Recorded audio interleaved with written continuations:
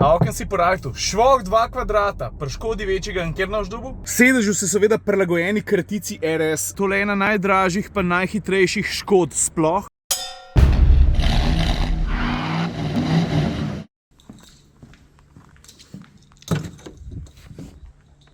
Kaj stari? Tebe rabim. Škaj, preden se uščije, bi ti rad par stvari povedal o enem zelo zanimivem avtu. Lega, tukaj za vogalom se skriva, veš, kjer je tole, ne? Kako smo rekli, Enyaq Coupé RS IV. Dajmo najdeti lokacijo, pa več povem. Stari, ta avto je smooth as silk. A okno si porajtu, švoh 2 kvadrata, pri Škodi večjega in kjer na vzdubu? Lepo, kaj BTC v nedeljo čist prazen, gremo tle zavid desno.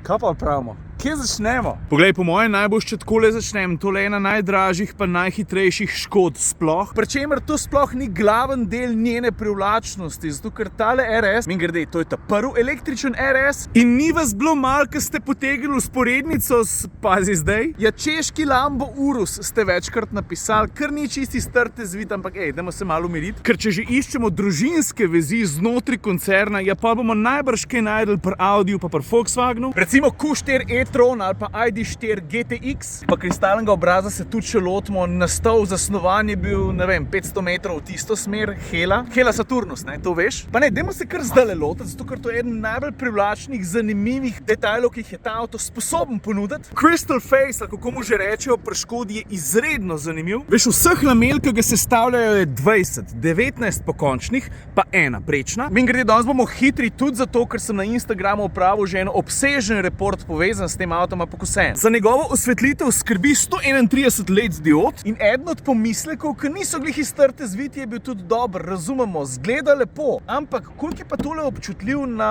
se veš, kamenčki pa take reči, in pa se je v trenutku oglasil nekdo iz Helle Saturnus. Mimogrede, strokovnjaki, inženirji, ki ustvarjajo pri Helli Saturnus, se redno javljajo v moj Instagram nabiralnik in se redno tudi pohvalijo, kateri izdelki vse so njihovi. No, in eden izmed teh je povedal tudi, da je tale stvar precej tough, da se ni zabat. Jaz jim verjamem. Dobro, pa pojmo naprej, če smo že začeli s takimi močnimi vizualnimi... Pa je tole. RS3.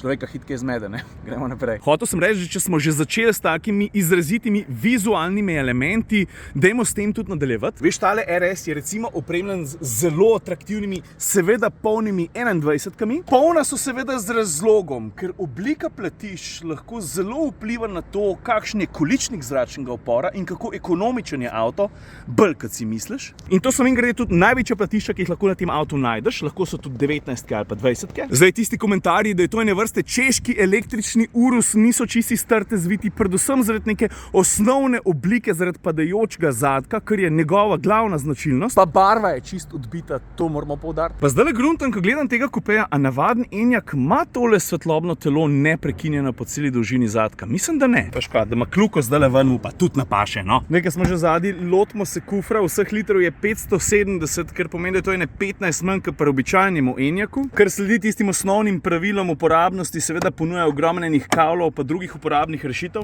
Pa poglej, tukaj na desni strani je ici majhno stikalo za sprostiti kljuko. Najprej jo pospravim. A gledaš, pazi zdaj. Pa sam primeš, pa do konca zahaklaš. Evo, takole. Kje smo stali pri prtljažniku? Poglej, dvojno dno je ogromno. Tukaj spodaj ima še ogromno enih predalov za pospraviti, ogromno enih reči, recimo v tem primeru paket prve pomoči, pa potem še oba kabla zapolnjene, to je v osnovi to, kar se kufra tiče. Zdaj pa nujno še kakšna minuta za tale kokpit. V osnovi ga po obliki že poznamo iz običajnega Enyaqa. Sedežu se seveda prilagojeni kratici RS, zares udobna, lepo primeta. V bistvu jo tukaj na področju udobja ne morem prehvaliti, tudi v drugi vrsti je kljub padajoči strehi prostora zares velik. Materiali so odlični, pri upravljanju se moraš v veliki večini primerov zanesti na tale vmesnik. V vmesniku tega koncerna sem že tokrat toliko stvari povedal, da danes pač dajmo ga pustiti primer. Seveda imaš tukaj tudi neke fizične bližnjice, to drži. Pa če mi avto v tem trenutku že kaže domet, torej 336 km pa 78% napolnjena baterija. Poraba se je pri meni gibala med 19 pa 22 kWh na 100 km. Na avtocesti sem prebil veliko časa, je pa res, da sem v povprečju vozil 10 do 15 km nižje od osnovne omejitve hitrosti. Pa še kaj sem zdaj ugotovil, ker nisem niti porajtal prej, ne? Običajen Enyaq ima samo 2 prečki, ta je pa jako sportski, pa ima še ta tretjo. Ne vem, no, meni je bilo tisto kar všeč, da sta samo 2, ampak dobro, nekam sem moral dati značko VRS. Pa tale pizdek, s katerim upravljaš, prilagajaš smer vožnje. Razumem, da zasedajo manj prostora, ampak kaj pa jaz vem, meni najbolj všeč. Pojmo naprej. Veš, materiali v tej kabini se mi recimo v večini primerov zdijo zelo dobri. Carbon fiber je seveda fake. Noter rekla sem pozabil Marela omeniti. Abrakadabra, abrakadabra, abrakadabra. Nazaj noter. Lahko noč. Pa prej, ko sem začel o bateriji pa dosegu govoriti, zmogljivosti 77 kWh kapaciteta baterije, doseg pa glede na razmeroma nizke temperature, jaz nisem imel nobenega problema preseči 400 km. Tako da polet, sploh, ko so temperature više 500 bom padel, ne bi smela biti problem. Kar se polnjenja tiče, polnilnik ima razmeroma zmogljiv. Filaš ga lahko s hitrostjo 135 kWh, kar pomeni, da od 10 do 80% baterije rabiš koliko? Švoh pol ure. Pri teh novejših, zmogljivejših avtomobilih je to že skoraj standard. Mimogrede 300 konjev, sune faced, da bi pa rekel, ne vem kaj. Veš, na te pospeške smo se pri električnih avtomobilih, to je treba priznati, že kar malo navadili. Dejstvo je, da je podvozje kljub kratici RS še kar umerjeno nastavljeno. Veš, kljub masi je zelo lepo vodljiv, ampak prioriteta, no to je pa vseeno udobje. Veš kaj, recimo pri navadnemu kupeju ni tele sredinske prečke, imam jaz prav? Pa ne sam pri kupeju, tudi pri navadnemu Enyaqu tiste sredinske prečke ni.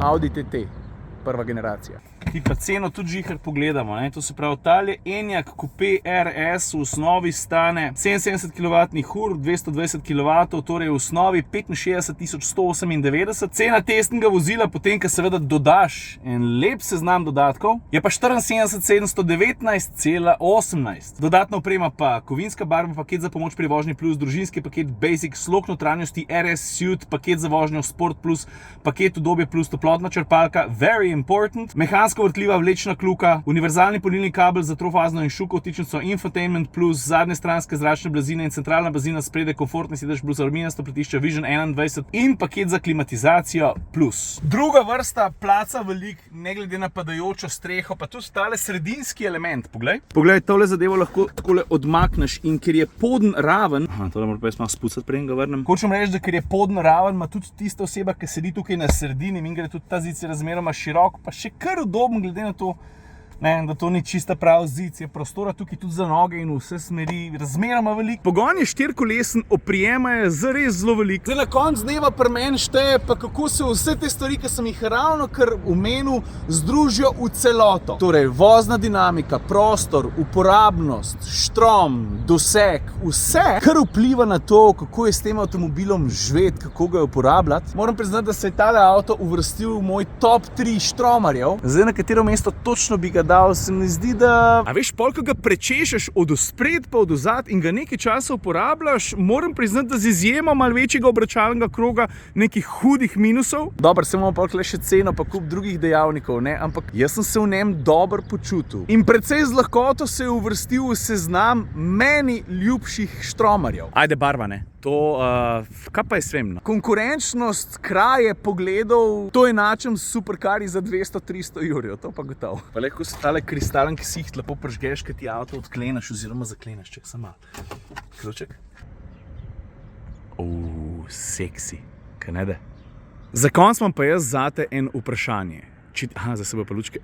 Kako je pa to lepo. Daj mi povej, če bi ti dal na izbiro ID4 GTX ali pa Q4 e-tron ali pa tale češki Urus, za katerega bi se odločil? Jaz recimo nisem prepričan, komu bi dal glas. Ok, folk, to je to, ni se uscal, nekaj smo prav naredili. Lepo se mej. Ajde, čau.